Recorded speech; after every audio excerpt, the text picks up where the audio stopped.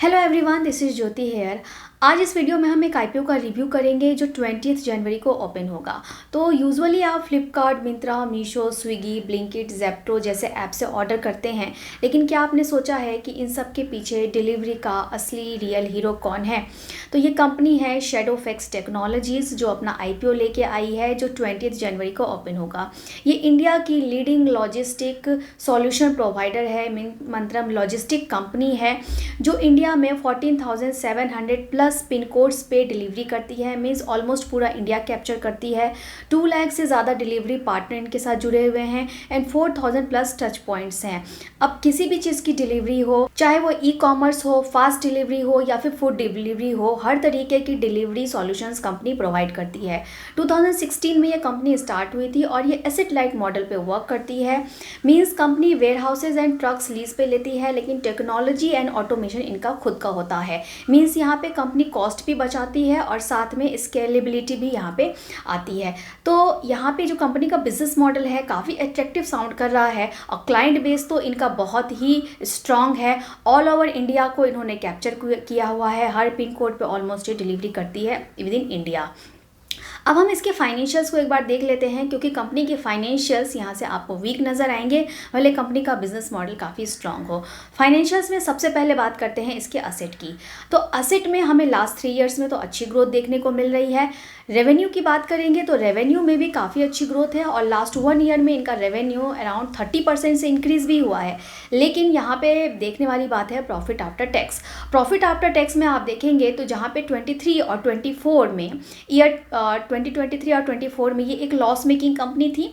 वैसे लॉस काफ़ी हद तक रिड्यूस किया है इन्होंने मार्च 2024 में, लेकिन मार्च 2025 में सडनली ये एक प्रॉफिटेबल कंपनी बन गई है। छोटा मोटा प्रॉफिट है लेकिन प्रॉफिटेबल है। और उसके बाद सितंबर के क्वार्टर में भी यहाँ पे कंपनी का प्रॉफिट काफ़ी हद तक इंक्रीज़ हुआ है। लेकिन जब तक कोई कंपनी कंटिन्यूस 3-4 ईयर्स तक प्रॉफिट नहीं बना के दिखाती है, तब तक हम उसको एक फाइनेंशियली स्ट्रॉन्ग कंपनी नहीं कह सकते हैं। एबिटा की बात करेंगे तो कंपनी का एबिटा भी 23 में माइनस में था, फिर प्रॉफिटेबल हुआ है। तो नेटवर्थ भी आप देखेंगे कंपनी की नेटवर्थ वैसे इंक्रीजिंग है। रिजर्व सरप्लस कंपनी के बढ़ रहे हैं और कंपनी के पास जो बोरोइंग्स हैं वो 25 में काफ़ी इंक्रीज हुई हैं।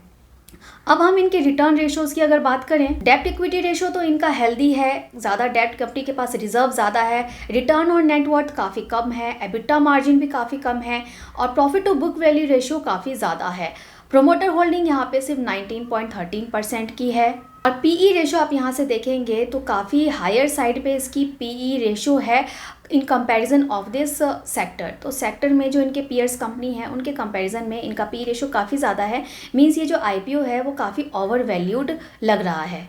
ये आईपीओ ओपन होगा 20 जनवरी को, 22 जनवरी को ये क्लोज हो जाएगा। ये कंपनी एक्सचेंज पे 28 जनवरी को लिस्ट हो जाएगी।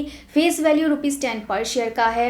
यहाँ पे जो प्राइस बैंड है वो ₹124 का प्राइस बैंड रखा गया है, जहाँ एक लॉट में 120 शेयर्स रहेंगे। अब इस आईपीओ का जो टोटल साइज़ है वो है 1907 करोड़ का, जहाँ पे मैक्सिमम मीन्स 1000 करोड़ का फ्रेश इशू है, 907 का ऑफर फॉर सेल है।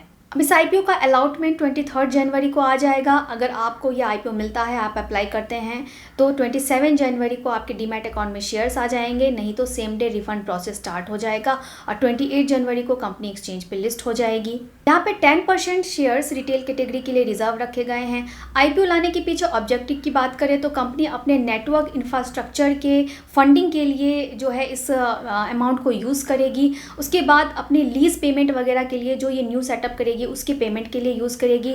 अपने ब्रांडिंग, मार्केटिंग के लिए एंड अदर कॉर्पोरेट पर्पसेस के लिए जो फंड ये रेज कर रही है उसे यूज़ करने वाली है।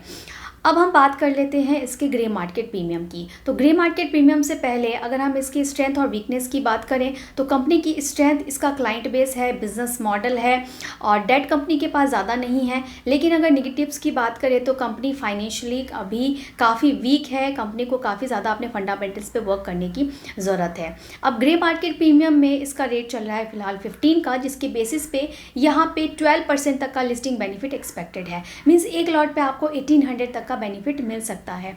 अब यहाँ अप्लाई करना है या नहीं ये आपका डिसीजन है, लेकिन हम जब किसी IPO में अप्लाई करने की बात करते हैं तो हमारा फर्स्ट जो यहाँ पे मोटो होता है वो होता है लिस्टिंग बेनिफिट।